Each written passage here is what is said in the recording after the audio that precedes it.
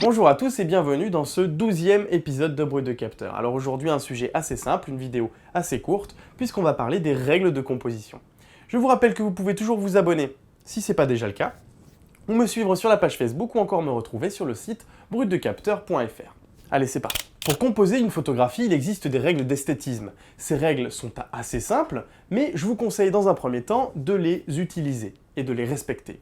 En effet, toute règle est faite pour être transgressée, mais en photographie, ces astuces vous permettront de renforcer vos clichés. Comment expliquer qu'il existe des règles de composition qui rendront vos photos plus belles? Eh bien, c'est assez difficile. Mais en tout cas, on s'accorde à dire qu'il existe des proportions qui sont admises par le cerveau humain comme étant belles. Comme un genre de beauté universelle qui serait reconnu de tous. En tout cas, il y a fort longtemps que ces proportions ont été découvertes, je pense notamment au nombre d'or, que l'on va retrouver chez les peintres de la Renaissance par exemple. La Joconde a été peinte en tenant compte du nombre d'or. La pyramide de Khéops aurait été construite sur le nombre d'or. En photo, il sera aussi utilisé avec la courbe de Fibonacci et les triangles d'or. Comme si la proportion parfaite avait un rapport mathématique. Eh bien, sachez-le, en photographie aussi, on utilise des règles pour se rapprocher du beau universel. Alors, rassurez-vous, le but n'est pas de faire de vous des Botticelli ou des Le Corbusier, mais en tout cas, on peut essayer d'appliquer certaines règles pour faire en sorte de rendre nos photos un petit peu plus agréables au premier abord pour l'œil. La première règle qui me vient en tête, c'est la règle des tiers. Vous la connaissez certainement tellement elle est célèbre.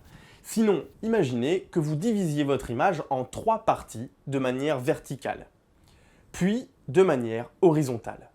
Vous obtiendrez de cette façon 4 points de croisement. Ces points en photo sont appelés des points forts. Pourquoi points forts? Eh bien, parce qu'il semblerait que lorsque vous placez votre sujet ou bien un détail de votre scène sur l'un de ces points forts, eh bien vous renforcez votre cadrage. On peut utiliser cette règle des tiers aussi pour placer l'horizon lorsqu'on sera en paysage. En règle générale, le débutant a tendance à placer l'horizon au centre de sa photo, à environ 50%, de cette manière. Encore une fois, il semblerait qu'il soit plus opportun de la placer sur un tiers haut ou un tiers bas de votre photo. Je dirais qu'ici, tout dépend de ce que vous voudrez mettre en valeur dans votre photographie. Si vous voulez mettre en valeur le ciel, par exemple, eh bien privilégiez la ligne basse. Et si vous voulez mettre en valeur dans votre photo le reste de votre image, eh bien mettez l'horizon sur la ligne haute. Mais en tout cas, évitez de le placer à 50%. En parallèle de la règle des tiers, il existe deux autres règles qui sont la courbe de Fibonacci et la règle des triangles d'or. Mais pour ma part, je les trouve beaucoup moins convaincantes et elles sont beaucoup moins utilisées en photographie, donc on ne va pas approfondir.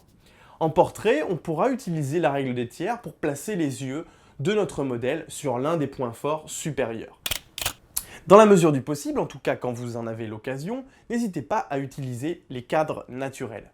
Ici, cette photo a été prise en Croatie et j'ai utilisé le centre d'une meule pour prendre ce goéland équilibriste. C'est pas la photo de l'année, vous en conviendrez, mais utiliser des cadres naturels fonctionne en général pas mal du tout. Essayez, dans la mesure du possible, de remplir au maximum votre cadre. Encore une règle de composition. Pour cela, je reprendrai une citation du très célèbre photographe Robert Capa qui a dit « Si votre photo n'est pas assez bonne, c'est que vous n'étiez pas assez près ». Remplir le cadre, c'est focaliser le lecteur de l'image sur votre sujet. Exemple, ça, c'est plus efficace que ça. Petit conseil, qui n'est pas une règle de composition, mais en tout cas c'est plus un conseil, vous pouvez utiliser des points de vue qui soient un petit peu différents. Cherchez des angles inhabituels. L'erreur du débutant, assez souvent, c'est de faire des photos à hauteur d'homme, sans chercher à faire autre chose, avec donc le même champ de vision. Exemple tout simple, vous voulez photographier un enfant, eh bien mettez-vous à sa hauteur, descendez d'un cran. Au grand angle, par exemple aussi, certaines photos seront bien plus convaincantes au ras du sol. Et vous pouvez aussi, à l'inverse, prendre de la hauteur. Pour réaliser cette photo, par exemple, eh bien, je suis monté sur un banc.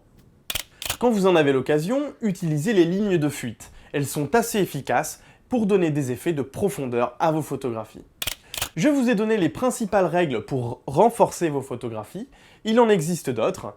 Gardez-les bien en tête, puisqu'elles vous seront forcément utiles à un moment donné. Appliquez-les pendant pas mal de temps, et quand vous les maîtriserez parfaitement et seulement à ce moment-là, eh bien vous pourrez vous en affranchir. Et voilà, c'est fini pour cette vidéo courte. N'oubliez pas de mettre vos questions dans les commentaires si vous en avez, j'y répondrai avec beaucoup de plaisir. Si vous avez aussi des précisions, n'hésitez pas à les mettre. Si cette vidéo vous a plu, partagez-la sur les réseaux sociaux. Nous, on se dit à la semaine prochaine et n'oubliez pas, partageons. Si ça t'a pas suffi, tu peux retrouver les épisodes précédents et aussi t'abonner.